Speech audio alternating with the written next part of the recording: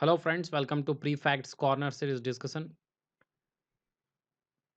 In this video discussion, we are going to cover important articles of 24th June 2020.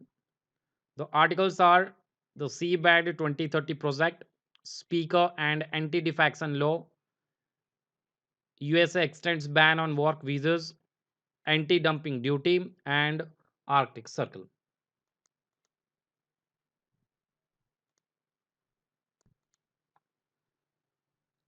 Seabed 2030 project. Recently, the Seabed 2030 project has finished mapping nearly one-fifth of the world's ocean floor. What is Seabed 2030 project? It is a global initiative of collaboration between Japan's non-profit Nippon Foundation and the General Bathymetric Chart of the Oceans. It is the only intergovernmental organization which have a mandate to map the entire ocean floor and traces its origins to the zip code chart series initiated in 1903 by Prince Albert I of Monaco.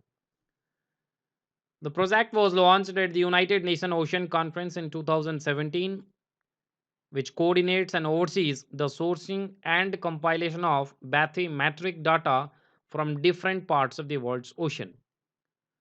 The project aims to obtain high quality information that has a minimum resolution of 100-meter at all spots.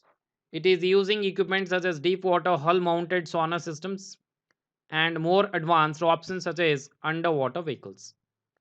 Important terms to know that is bathymetry, which is a measurement of the shape and depth of the ocean floor that is instrumental in understanding several natural phenomena, including ocean circulation, tides, and biological hotspots.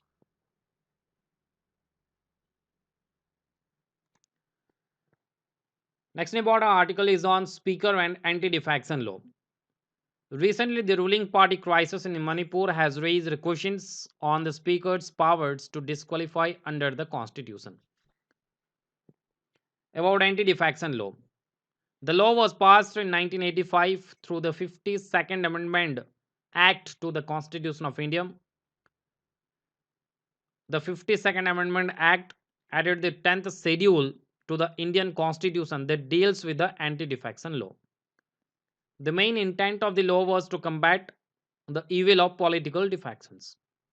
According to the law, a member of House belonging to any political party becomes disqualified for being a member of the House if he voluntarily gives up his membership of such political party, or he votes or abstains from voting in such house contrary to any direction issued by his political party without obtaining prior permission of such party, and such act has not been condoned by the party within 15 days.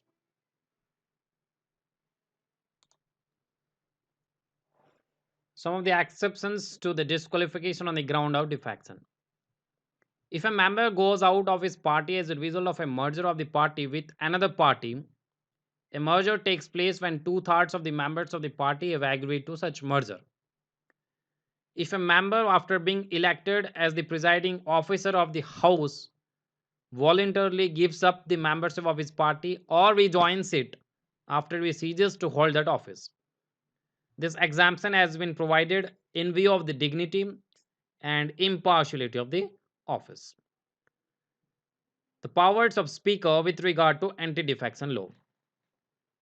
Any question regarding disqualification arising out of defection is to be decided by the presiding officer of the House. After the Kyoto Holohan case of 1992, the Supreme Court declared that the decision of the presiding officer is not final and can be questioned in any court. It is subject to judicial review on the grounds of malafide, perversity, etc. Next important article is on ban on work visas by the USA. Recently, the United States of America has decided to extend the 60-day ban on immigrant and non-immigrant worker visas till the end of 2020. The ban is effective immediately, so the processing of all new H1B, H2B, J, and L visas categories stands suspended. Different types of US visas. H1B visa are issued to skilled workers and the most popular among Indian IT companies. H1B visa is for the people in specialty occupation and requires a higher education degree or its equivalent. H2B visa are issued to seasonal workers in the landscaping and hospitality industries. The L1 visa allows companies to transfer highly skilled workers to the USA for a period of up to 7 years. The H4 visas is for dependents of H1B visa holders. And lastly, the J1 visas is for the students on work study summer programs. Next article is on anti-dumping duty. Recently, India imposed anti-dumping duty on imports of some types of steel products from China, Vietnam, and South Korea. The anti-dumping duty was imposed after the Directorate General of Trade Remedies in its proof found that the steel products imported in India from these three countries were below its associated normal value, which resulted in dumping. So, what is dumping? In international trade practice, dumping happens when a country or a firm exports an item at a price lower than the price of that product in its domestic market. Dumping impacts the price of that product in the importing country, hitting margins and profits of local manufacturing firms. While an anti dumping duty is imposed to rectify the situation arising out of the dumping of goods and its trade distortive effects.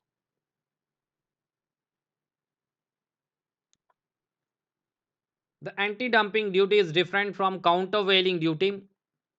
The latter is imposed in order to counter the negative impact of import subsidies to protect domestic products. The countervailing duties are tariffs levied on imported goods to offset subsidies made to producers of these goods in the exporting country. Countervailing duties are meant to level the playing field between domestic producers of a product and foreign producers of the same product who can afford to sell it at a lower price because of the subsidy they receive from their government. Next article is on Arctic Circle. Recently, Verkhoyansk, which is a town in Siberia, has recorded the highest temperature in the Arctic Circle in the last 140 years at 38 degrees Celsius. The recorded temperature at 38 degrees Celsius is around 18 degrees Celsius higher than the normal temperature for this time of the year for the place. The town is in the Guinness Book of World Records for the largest temperature range. It experiences from some minus 67 degrees Celsius to some 37 degrees Celsius. This new record has an imprint of global warming, and the impact of such warming can be witnessed even here in India. Indian Arctic Circle. India is already an observer at the Arctic Council, which is a forum of countries that decides on managing the region's resources and popular livelihood. And in 2015, India set up an underground observatory called INDARC. Himadri is India's only Arctic observation station located near Norway. Quick revision of the discussion. The Seabed 2030 project is a collaboration between Japan's non-profit Nippon Foundation and the General Bathymetric Chart of the Oceans. It is the only intergovernmental organization with a mandate to map the entire ocean floor. The Anti-Defection Law was passed in 1985 through the 52nd Amendment Act of the Constitution of India. It added the 10th schedule to the Indian Constitution.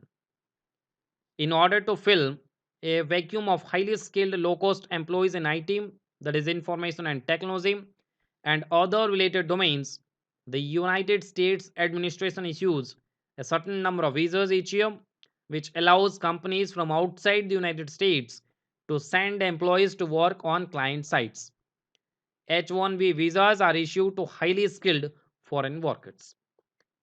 An anti dumping duty is a protectionist tariff that a domestic government imposes on foreign imports that it believes are priced below fair market value.